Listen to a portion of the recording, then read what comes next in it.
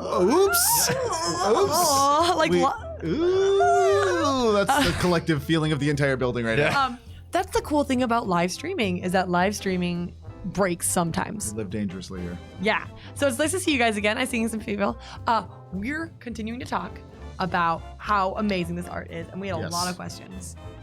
Oh. You had one that you asked right before, like you didn't even realize we were broken, and then you were like, oh. So we're gonna do a reenactment, a dramatic reenactment I'll of play what that along. was. Are you good for that? Okay, great. I heard good things about your acting. So, listen, I forgot my lines.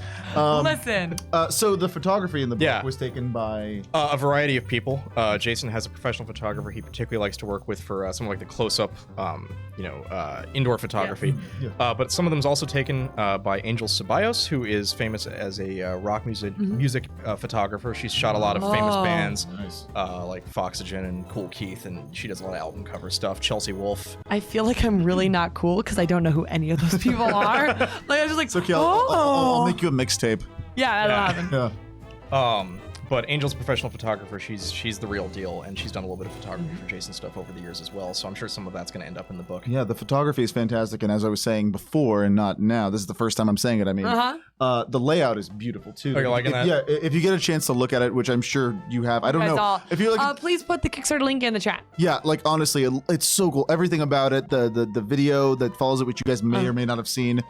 But yeah, the layout of the book, the photography, just gorgeous. I'm in love with it. I'm going to spend what little money I have on it. Yeah, I mean, one of my goals with Strix was, I think ebooks are great and everybody loves them, and they certainly have their place. They're great. I kind of wanted to make books that are like books as artifacts, right? The kind of thing that gives you an immersive experience to read through it. So, with the Book of Story Wisdom I was talking about earlier, the leather-bound one. Right, it's meant to feel like the kind of book you would find in an H.P. Lovecraft story. Or, Jason's book, in addition to the photography of all of his work, I wanted to be able to offer statues and pieces of his work to go along with the book, so you can, have a deeper appreciation for the work and also have something that looks cool on your desk. Yeah. Yeah. I'm so jealous that they're not in my pocket right now. Well, are your pockets big enough? My pockets I'm wearing tight jeans. Mistake. Hashtag tight jeans. Mistake. Faux pas. And the question I had while you were waiting, which seems silly now, but I'm going to re-ask it because it's interesting to me and fascinating. This is you said 5th official Kickstarter. This is the 5th one in total I've run. I was instrumental in helping to run 2 for Privateer Press for War Tactics a few years ago, and then Widower's Wood back in the winter. But I've run 3 personal Kickstarters. I ran the Book of Story Wisdom back in the fall, which will be out soon. Yes, really exciting. And then back in May and June, I just wrapped up a book for Eliza Gager's Problem Glyphs. Problem Glyphs is a project where people anonymously submit their deepest, darkest secrets to Eliza, and then she draws a glyph in return. I'm actually wearing a T-shirt from her project. Oh, that's awesome. Wait, look at the T-shirt. Yeah. That is a sweet shirt. Awesome. What is the secret to that? The submitted problem was afraid I'll never get off this rock. So she may we be martyred in space. That's awesome. That is cool. And if you go to problemglyphs.org, you can see all of that project. And that was a really exciting book. We have a cool cloth-bound cover with gold foil stamp. We got Warren Ellis to write the foreword, if you're familiar with him. He's a comics book writer. He's very famous for having written Transmetropolitan. He writes a series for Image called Trees right now. He writes for Marvel and DC. He's a super cool guy. He's a cool dude. And we had a little bit of support from Neil Gaiman on the project too. Neil, who's the sweetest dude you'll ever meet. Is he? Yeah, he really is. He seems like an He's got a interesting documentary person. coming out soon. Yeah. He does? Gotta watch it. Yeah, Neil's just the nicest guy, and he was very supportive of our project. So that's nice. That's wonderful. And this is the most recent. But yeah, so I've been running Kickstarters for a while.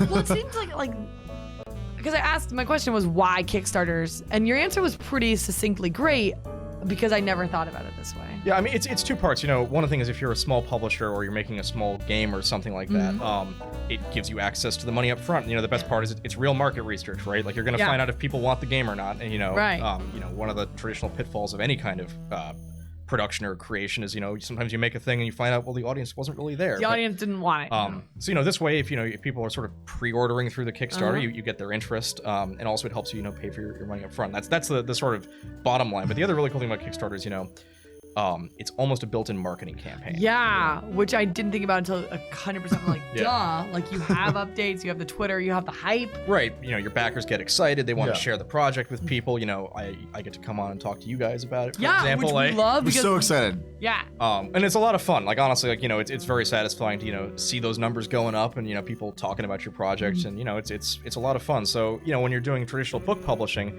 if you are just kind of making a book and taking it to market, you're gonna have to rely on paying for advertising, talking to distributors, and all of that. And I certainly plan to do all of that stuff.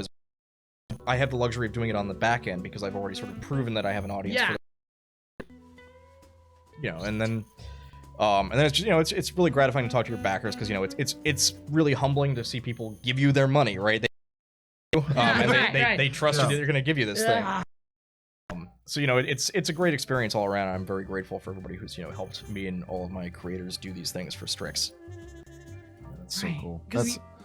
Sorry, no, you go. No, I was gonna be like, this is awesome. This is happening. I was just gonna say, like, you left because you wanted to do independent stuff, and like you said with Strix that you wanted to make art, but also you wanted to give bronze, and like you want to do the glyphs, but now like they have a way, like I feel like Kickstarter and Strix, they align really well. They're married together pretty much, yeah. And it's really cool because it seems like, I mean, just from the I went on the website, the strixpublishing.com, right? I was on there, and like all this stuff just looks like high quality, and that's not just me telling you that. It actually legitimately looks really cool.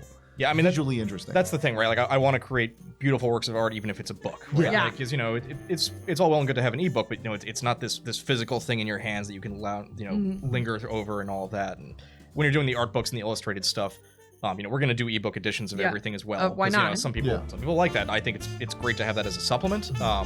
But at the end of the day, I want to have a book that feels good in your hands and it is a pleasure to actually. Well, it absolutely looks like one of those books when you walk into someone's house and they have it's it on the table. And it's like, oh, what is that? Yeah, that's the hope. Yeah, that's exactly what it looks like. That's because my friend's grandpa has. He always, every time I walk over, he's got a book, and I can totally see that book right there. Yeah. He loves this kind of stuff. It is a show-off fancy book. Yeah, like, it's a show-off fancy book. You put your wine and cheese on your stone platter, and you have your not on the book. Don't put it on the book. Yeah, I'm just thinking of the beautiful book. That's a very technical term, actually. Show-off fancy books. I'm impressed yes. you know it. Yeah. Oh yes, it's. I went to school for show-off fancy books. So then, if this is, I'm assuming this is a kind of art you enjoy. What other arts are you hoping to incorporate into the Strix publishing? Well, I've got another book coming out in August that'll be on Kickstarter, and that is going to be a reprint of a collection of stories by author Oren Gray. So some people may know him as a contributing author to Skull Island Expeditions. He's also written for Privateer Press in the past, but his first collection of short stories was called Never Bet the Devil, and it's a collection of weird horror stories. Some of it's a little Lovecraftian, some of it's a little more Clive Barker. It's I wouldn't call it specifically a Lovecraftian collection, but it's got a lot of elements from different types of horror stuff. Oh, okay. And they're all really fun reads. They're short stories. I love short stories. I love horror short stories. Also for you. Yeah. You're kind of publishing the book. I give you a high five, but I'd hit her on that. Yeah. Fair. We'll take it as read. Yeah.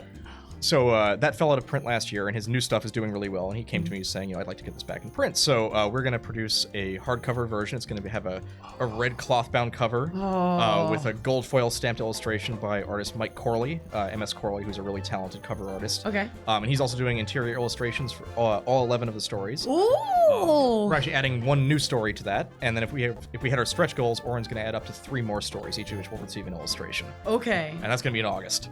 So that's soon. Yeah, that's about a month away, probably. Okay. So if you have 1 minute to pitch what you need to pitch, it's go check out this Kickstarter. It's amazing. It's halfway done. Yes, do it. Go check out the one in August if you like short stories. Yep. And then one more thing, in 2017, I'm really excited to say Strix is going to be bringing back the critically acclaimed tabletop role-playing game Unhallowed Metropolis, which is the gas mask chic role-playing game of neo-Victorian horror.